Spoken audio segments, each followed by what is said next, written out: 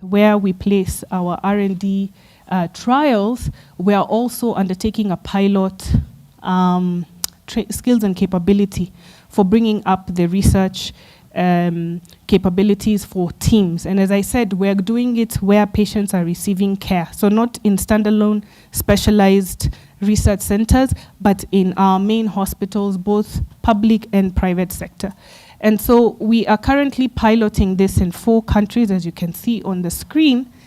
And the rationale for selecting these sites, as I said, is you have already investigators who have a track record of understanding what research is, and they're published and they've been doing their own research. We have access to the patient population of the country. We have an opportunity then to discuss how does this institution inform the necessary bodies to really talk about access and reimbursement for patients, and then, where can we actually get where our people go, which is mostly private sector, public sector for us. So I just like to end with, R&D has benefits all around. It has benefits for a diversity perspective. It has benefits for genomics. We know the African genome is the longest and has, a lot of untapped scientific information. So what we don't know, what we're grappling with health-wise, the secrets could actually be in our DNA. Having that local data, so evidence generation, informing the development of what needs to be in terms of healthcare planning. Clinical trial site capability building. As I mentioned, we're piloting a special program where we actually have an experienced program manager level embedded with the research team for a year for them to really get the hands-on training, because a lot of the feedback that we got is people sit in a room like this, get training, get certifications, post on LinkedIn, I'm now certified. When the time comes to write a grant, they don't know where to start. When a protocol, they're told to write a protocol, they don't even know how to write a synopsis. The practical hands-on experience. So that is what we are doing for our skills and capability building, and we've designed a curriculum that we feel is going to be more impactful. So at the end of the day, we feel that we're going to be responding to the medical needs of the African population. And I'm happy to say that, this is what we've achieved so far. So in closing, in the clinical operations space in the last 3 years. As I mentioned, I've been of R&D activities and the hospitals that we are engaged with. We have had a very engaged health authority, so inspections and audits going on to ensure quality. This gives the global community more confidence that actually the infrastructure within the country is working. And we've also had the first phase 1 global oncology trial active in Kenya. So this is a first in human trial. And this is something I will tell you just, at the time that I was starting this job, people didn't think we could even do early stage, especially oncology trials in Africa. So that's just, this is available on clinicaltrials.gov, and those are the institutions that we are working with to date, but they're not limited to this. So thank you so much for your time. I hope I gave some insights as to what pharma is doing. Thank you very much. That was quite rich. And I think without taking much time, I would like to move to Professor Vasi Mwanja, who's going to be talking to us about funding and investments. Karibu.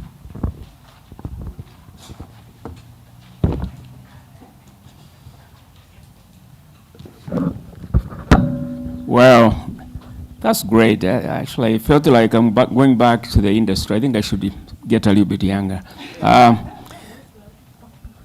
Mine is very simple.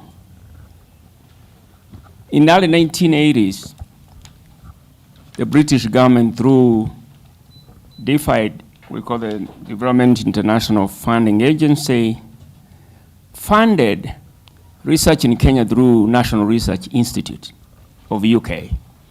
They came in and they were attached to Kenya Agricultural Research Institute then, and they did some work on insects for many years.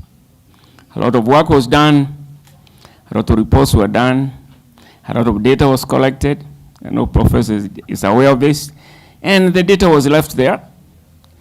The NRI team finished their tour of duty in Kenya, went back to UK. Let's fast track it, come mid-1990s.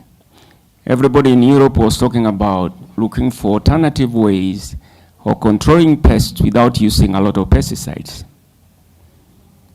And somebody somewhere in London at NRI remembered, wait a minute. We did so much work in Kenya in the early 1980s, and we collected wonderful data.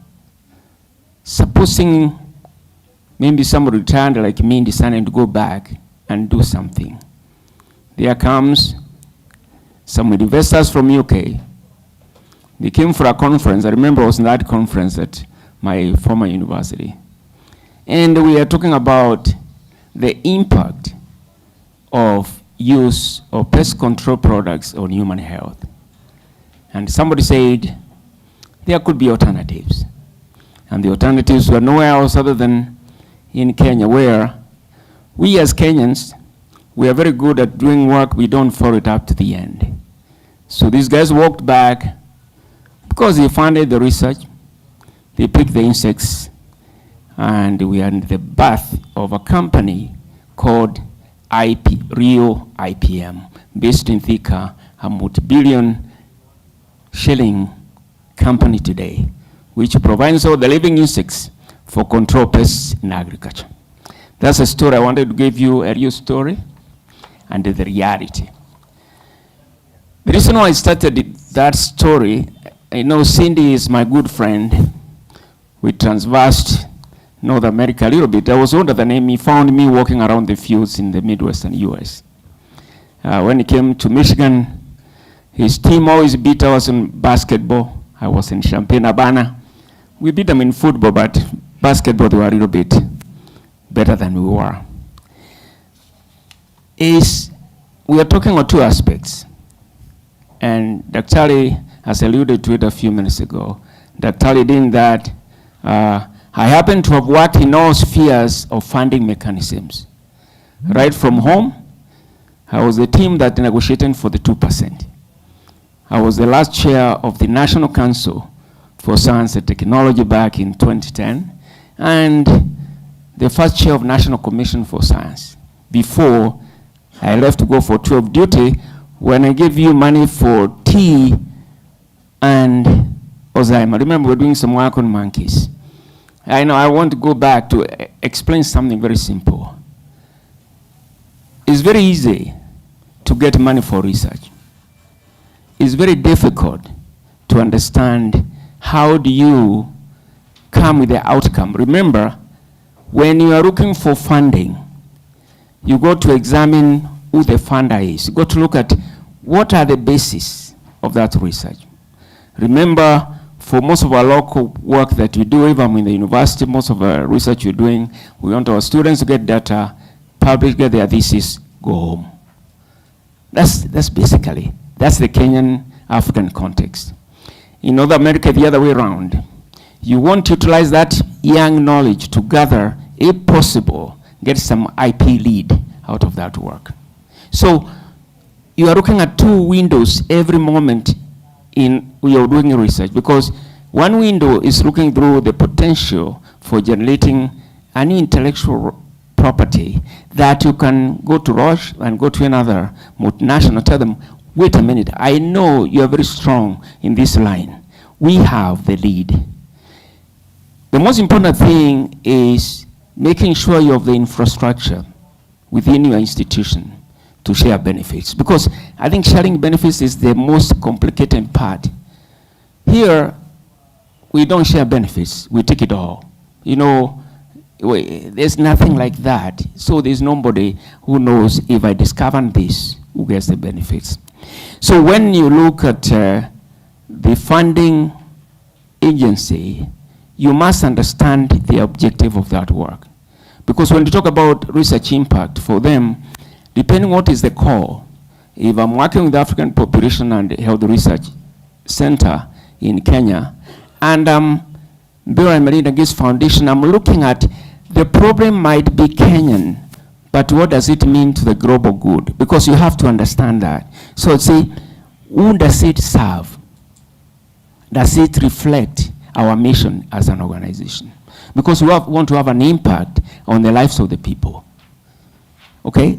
So now, but for you as a country then, you need to ask yourself, what is this research going to do for my people?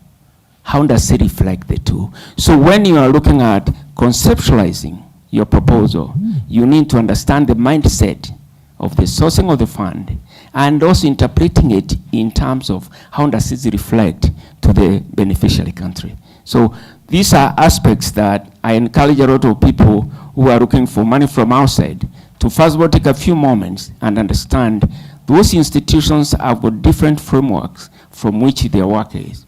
For instance, if you look at what we call global exploration, GE funding, it's we used to call it basket funding. It is a funding where both the philanthropic organizations and the public organizations put resources together. And they come and say, we are announcing the next GE for 2024 will be opened in March. And we're asking for all young or scholars who have ideas, who can bring it up. We can do, and they can have to an extent of doing 1 year investigation research. Then we can give you money for prototyping.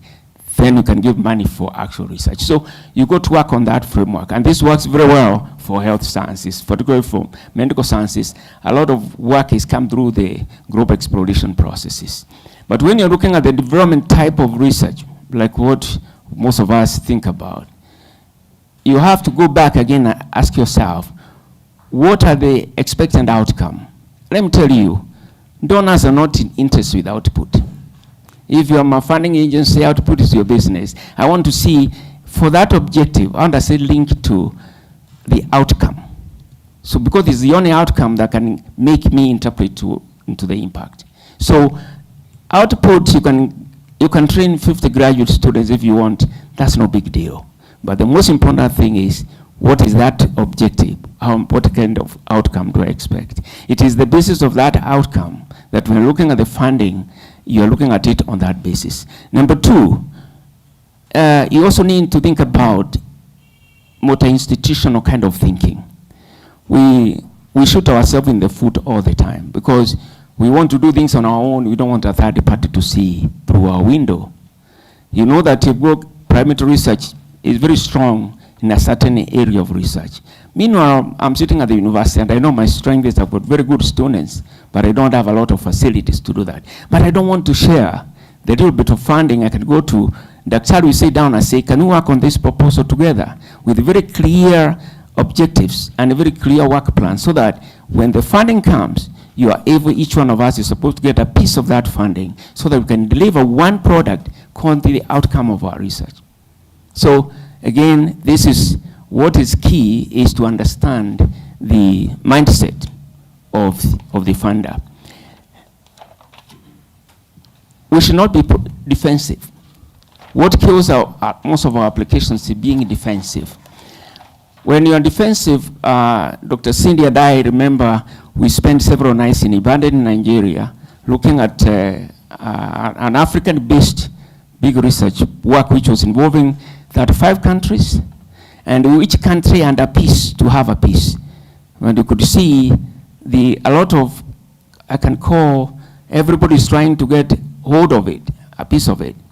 And cascading at each one of those 35 countries was the hardest thing I've ever done in my life. I took off to Nairobi, I remember, told Cindy, I've come from the US, I'm going home. I came home so that I can see if I released the what you call the technologies from one direction, people will shoot you. How many Kenyans are in this room? How many non-Kenyans are in this room? Kenyans, my dear brothers and sisters, we are very poor in our negotiating basis. We are not responsive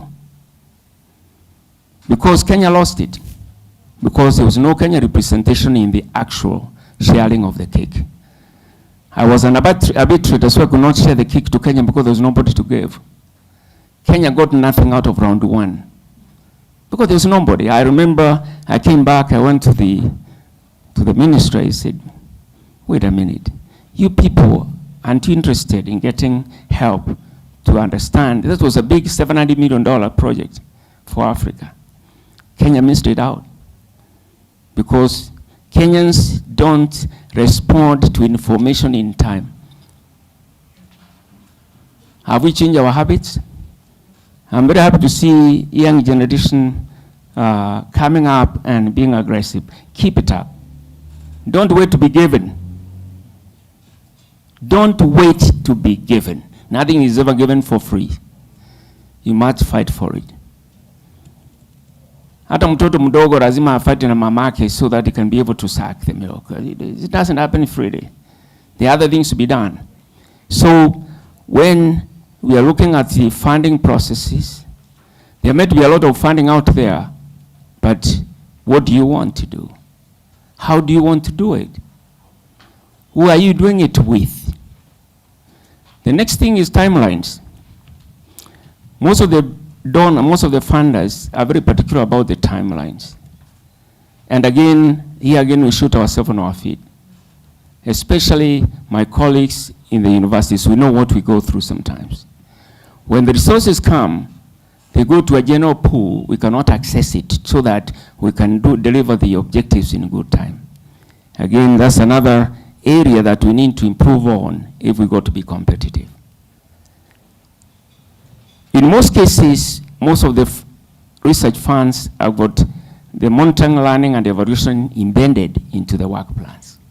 So at every single moment you do, you know, Daniel sits in his office, he has to do an MLE every day. This is how far I am in this objective, in this activity by this date. And I remember when I was a program officer, I would say I don't have to leave my office in Seattle to know what is happening in India or in Kenya or in West Africa. I just need to put on my computer, and I've already remembered that I'm supposed to receive this kind of information today. If it's not there, it's not there. And you know what it triggers? It triggers that trust. Remember, a lot of organizations funding. And that's why when I was listening to Citi this morning, it was very clear that most of the institutions are saying, are you able to respond to my requirements? Because if you cannot, then how do I trust that you can do it? So we must demonstrate our ability and capability to deliver in time, transparently. I was sitting with the professor. I told him transparency is not nakedness. There's no sandbagging with your own process. You must be very clear that this is what I promised I'm going to do, and this is how I'm going to do it, and I'll do it by this time. So when you're looking for monies out through different organizations, understand them. Again, there's no one process. DFID has their own, World Bank has its own. Japanese have their own, so you only need to have a look at all this so that when you are ready to dive into applying for funding, you know exactly what you are looking for.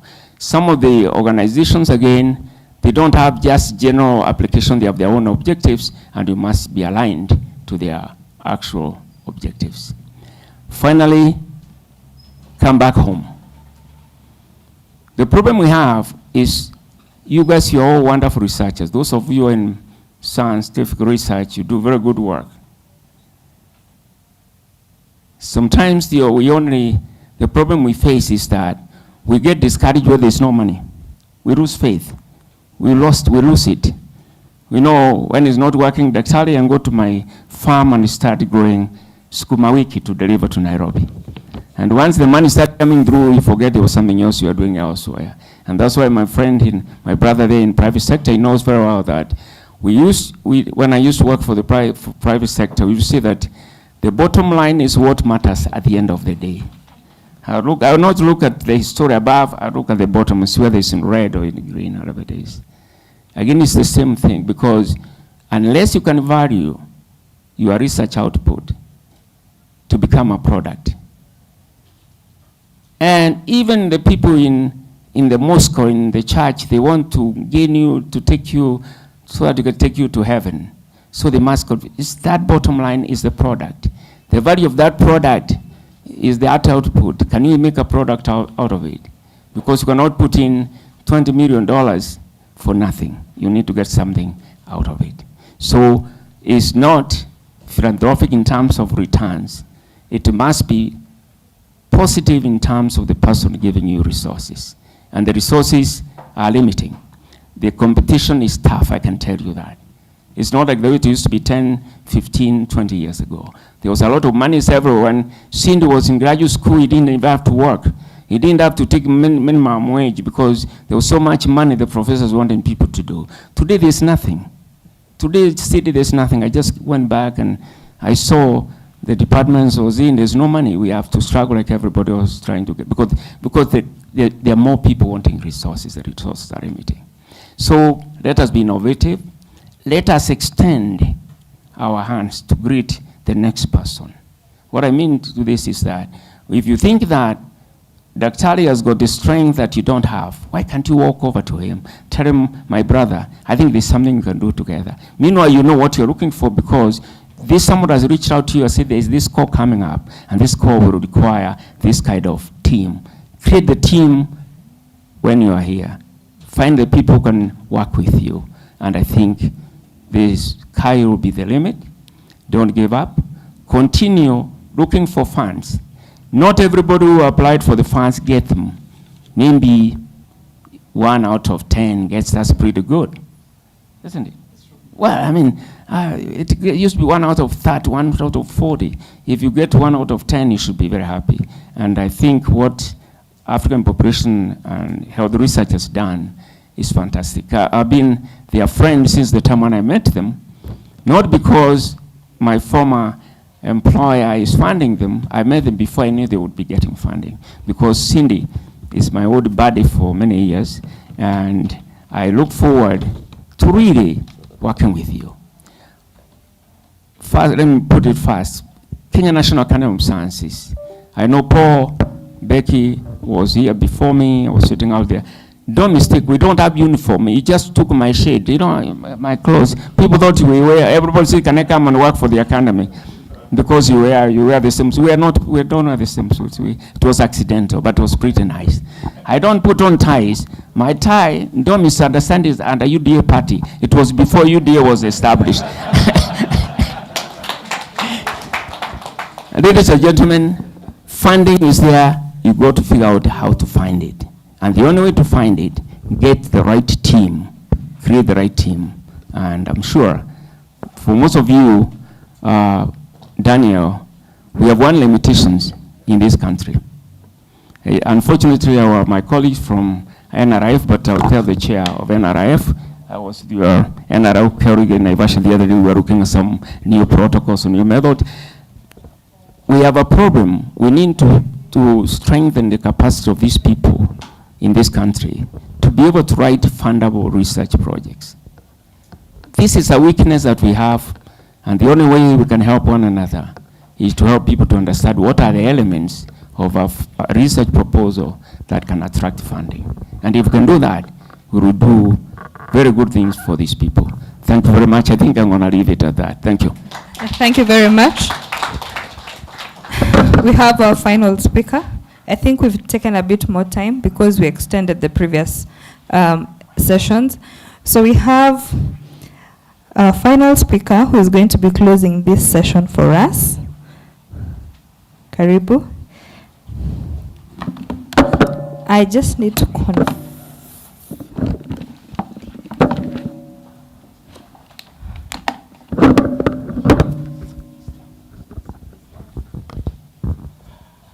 Good afternoon, everyone.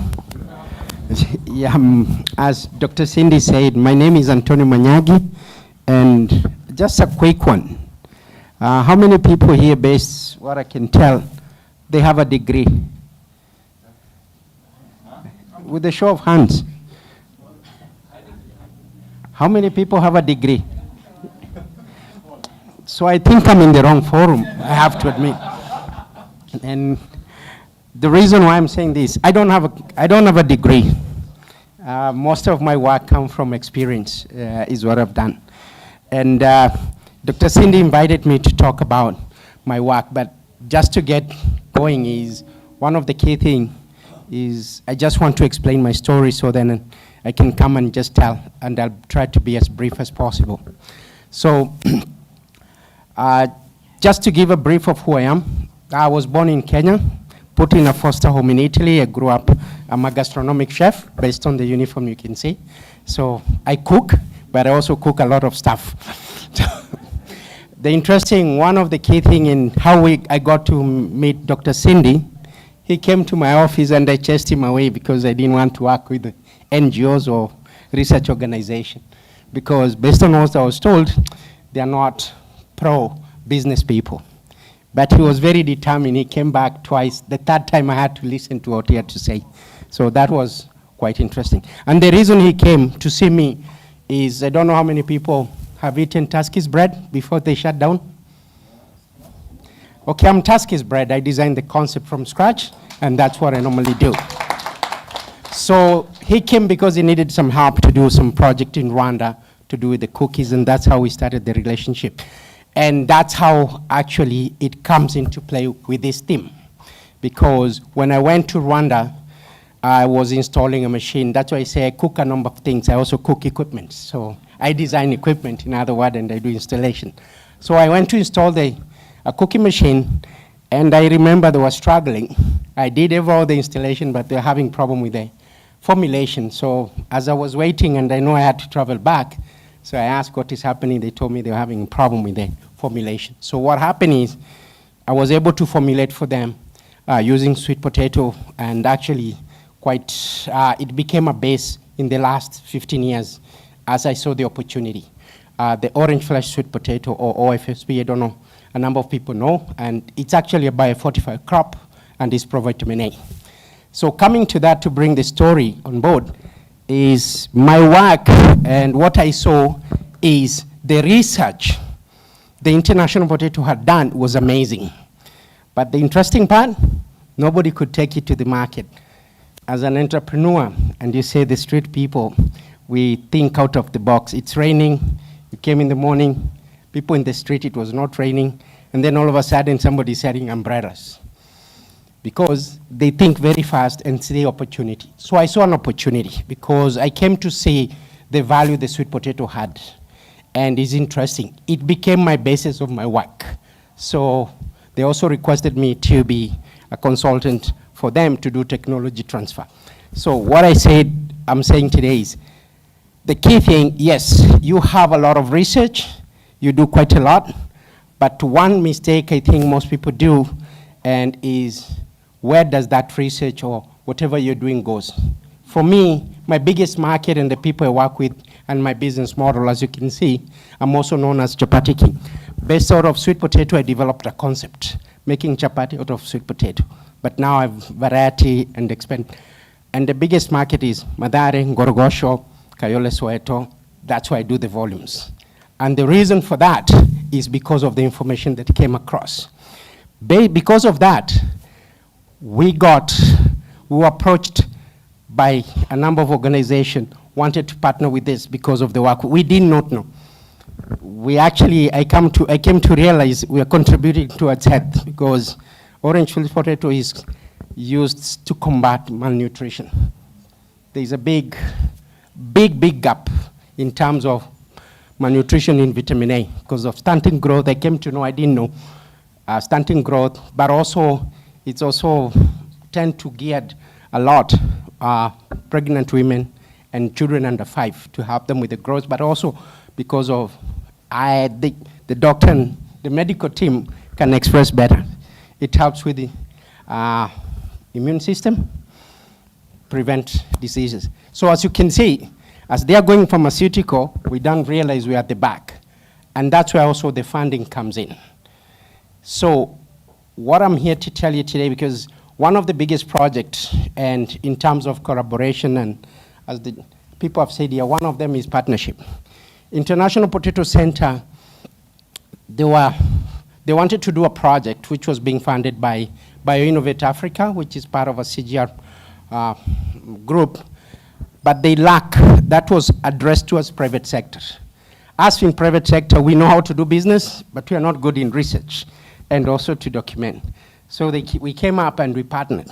It was coming up and we worked with Makerere University, Hawassa University in Ethiopia, and also we work with University in Dar es Salaam.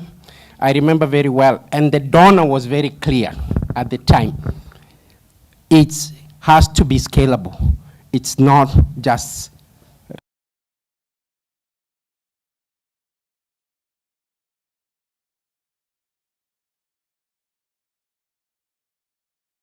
of that, I've developed a lot of actually businesses because I discovered something. You guys keep things on the shelf. So for me, it's good that they're available, and I appreciate what Dr. Cindy and his team are doing. Now I have somewhere where I can log in and actually get. Because that is the key part. One thing I want to encourage you and want to tell you about the space that you guys are missing out. Please, the street people, the Juakali people, the Kibanda people are the most innovative people you'll ever find. It doesn't matter where you go. The only problem they have, they don't know how to articulate, but they know what they're doing. If you actually focus on them, you also have an opportunity. Because most funding and most people look is also to alleviate poverty. That is one. Creating jobs for the youth. I was approached about 4 weeks ago by WFP. They're looking to create jobs for 100 youth in using nystagmalization process. The biggest problem is a lot of people know about it, but nobody can apply it on the ground. We figured out how we can do chapatis to be sold using maize. And this one was reducing aflatoxin. So that is what you have to look at it. And the reason I'm saying this, I love to work with the university. I'm not saying because I also get invited to sort of like talk to university people. The challenge that you guys have, and I have to say clearly, is you also need to look at it carefully. Where do you live and the space you're in. Do not dismiss, and is the most important part. The people on the bottom of the pyramid, if you go to Kibera, Madar, there are people with very innovative solutions. But the problem is they don't know how to bring it out. When you're doing your research or whatever your planning is, also look at that. Partner with them because they will make you grow. It doesn't matter. I'm not in health, I'm in the food sector because that's where it is. It's something else which we developed a few years back was, I know people have seen milk dispensers and they're wondering where it came from. We are the pioneers for the same. And the reason why we did that, because somebody was looking for a solution how to dispense milk in the correct way. And since growing up in Italy, I was part of one of the team who were developing just technician, just ordinary technician, not gone to school, because farmers were tired to sell their milk to processors without getting paid. So they decided, how do we do it? In Italy, though, the challenge was you can only sell your milk as a farmer through a dispenser, not a third party. So we developed and it used. So when it came here, I saw the opportunity and we work and we localize. We work with Dairy Board to get the system going. Unfortunately, one thing, and this is the biggest problem, also comes back to you in terms of funding and partnership, is people want to do it by themselves. And that's what happens. A good project comes up and it gets killed because when you want to partner with somebody, you say, what is in for me? You want to take it away from, but you can't do it alone. Today we live in an environment we need to partner with people.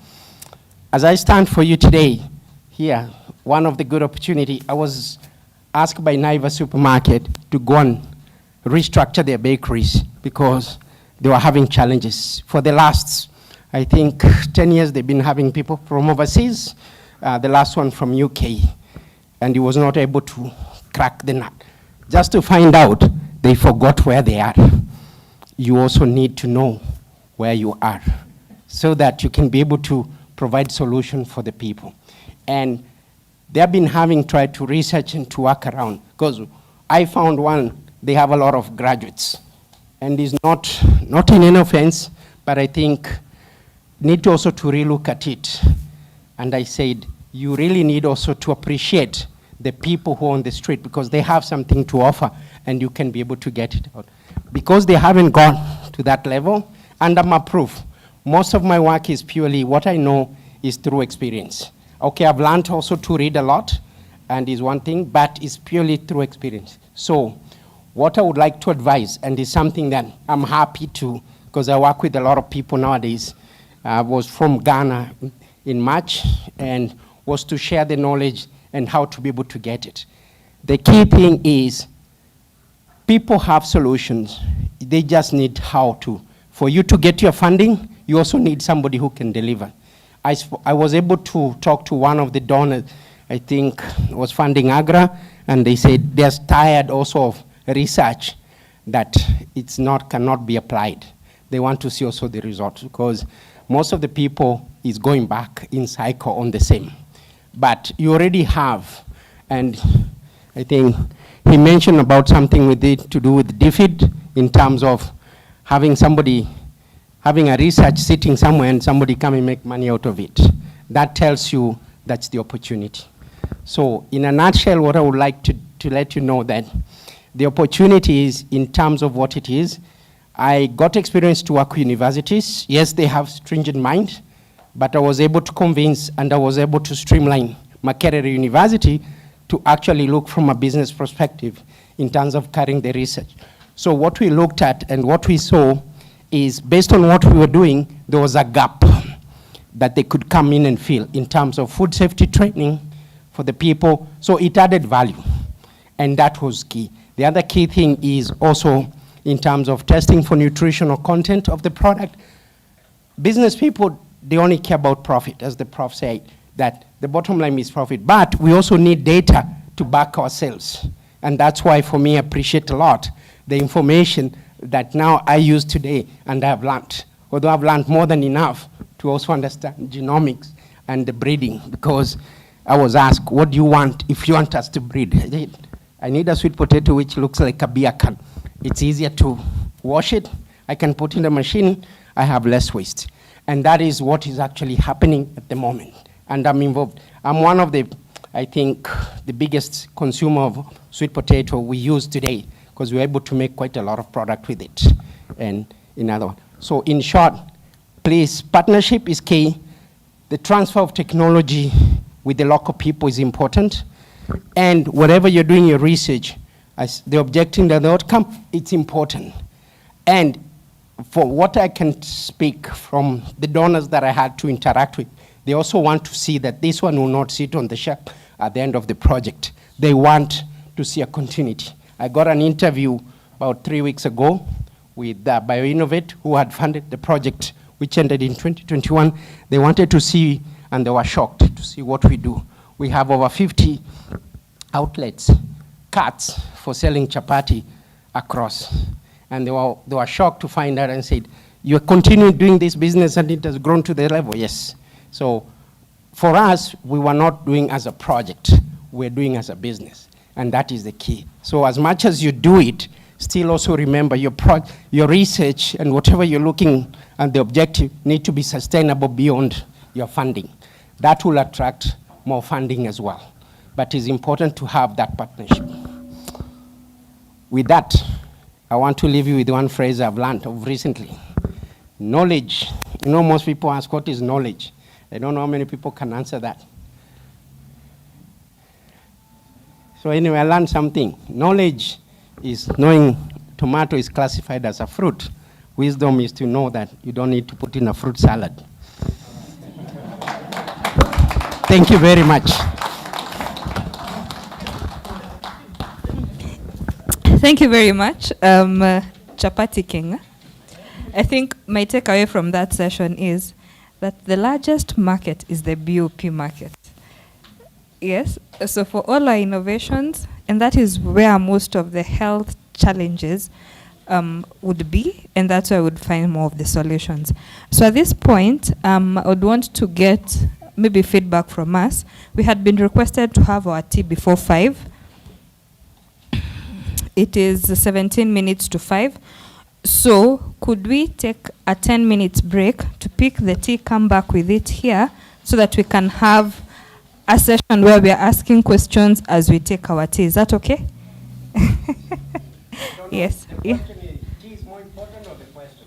The questions first, then we take the yes, we need. Okay, then I think. Okay. Okay, I think I'll talk to them. So I would like to open up to questions. There's one question there, then there's another one here, and another one here.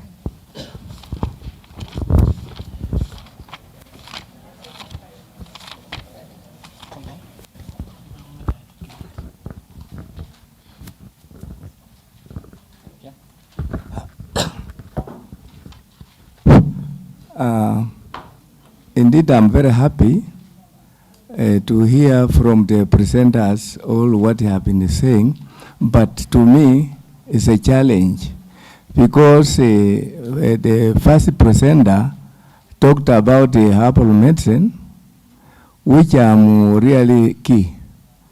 Why I say so, there's a drug that I just got from one old museum about, she had 90 years.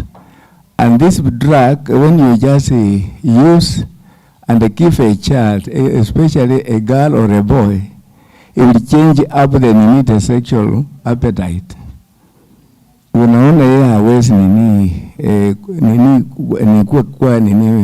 msichana ama, then I cannot admire anything. Now I've used that drug for almost now 25 years.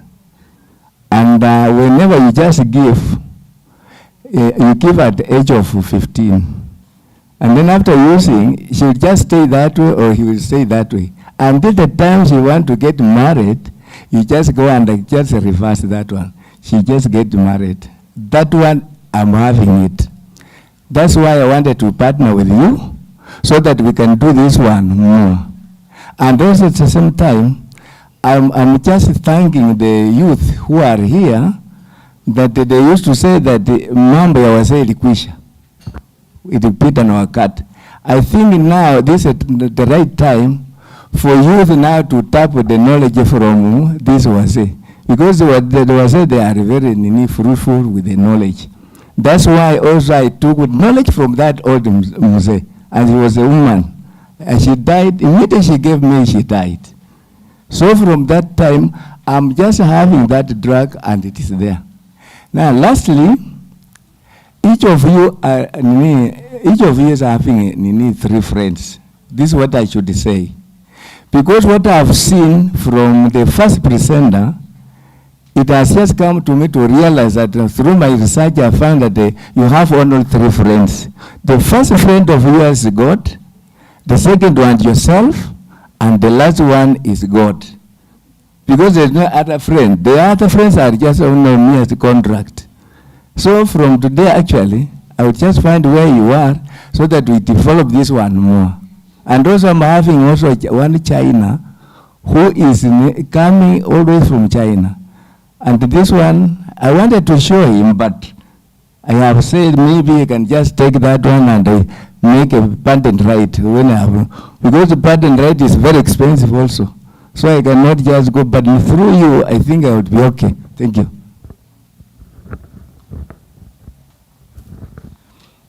Thank you for the presenters. We appreciate your presentation. It was very informative. My comment is from the first presenter. When he was presenting, I tried to empathize with the question he was talking about. It is not necessarily it is new, but it is what is there, the reality about buying Kenya, marketing and publicizing Kenya or our products. Even in academics, in publication, that is it. That is what is happening. You are told if a journal is not indexed, or it is not of high impact, it is a predator. So don't publish it with it. So when we reach a level where now it can be now, it is not a predator. If you are bad from the start to start a new journal, because a new journal cannot be indexed in some indexing body unless it is 2 years, 5 years. But if it stays 5 years without publication, because people are saying it is printed and it is unknown, so you should not dare. So we should not come up with a new one.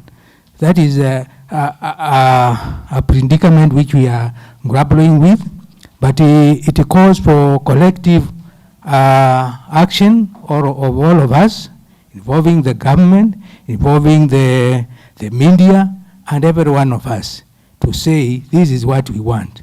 Because we may be told ABCD, like in medicine, you talk about either the original medicine or the one which is not original because it was invented in Kenya.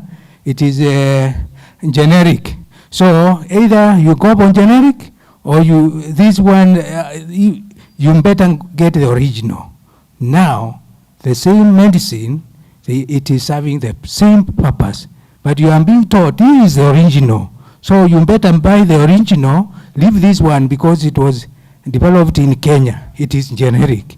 That is also marketing language, which we are supposed to work together and ensure we market our products in Kenya and wherever we are. So thank you. Yeah, mine was just a comment on that. There's another question at the front.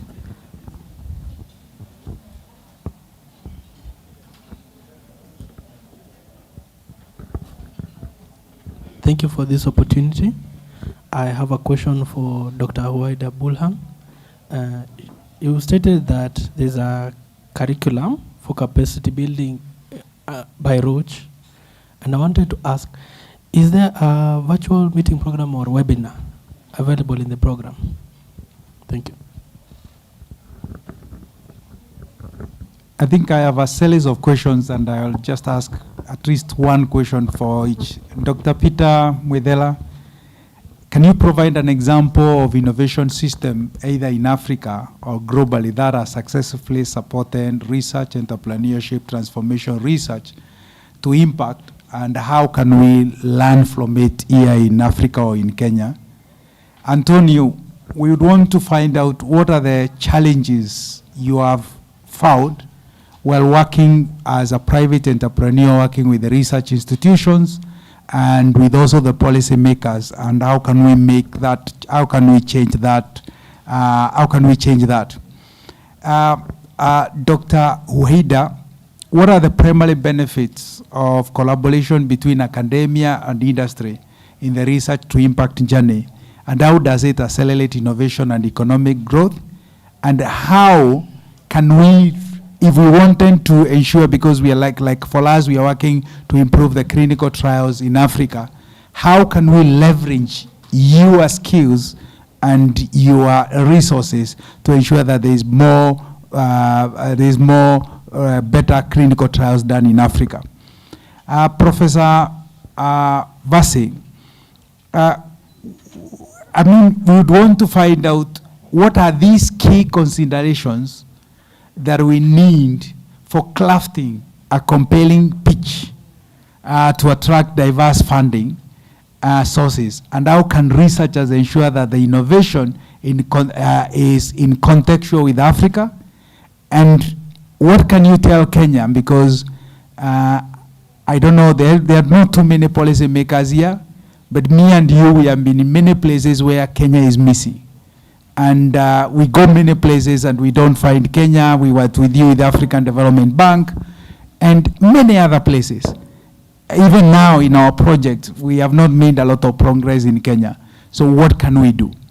The last one is to Kaikai.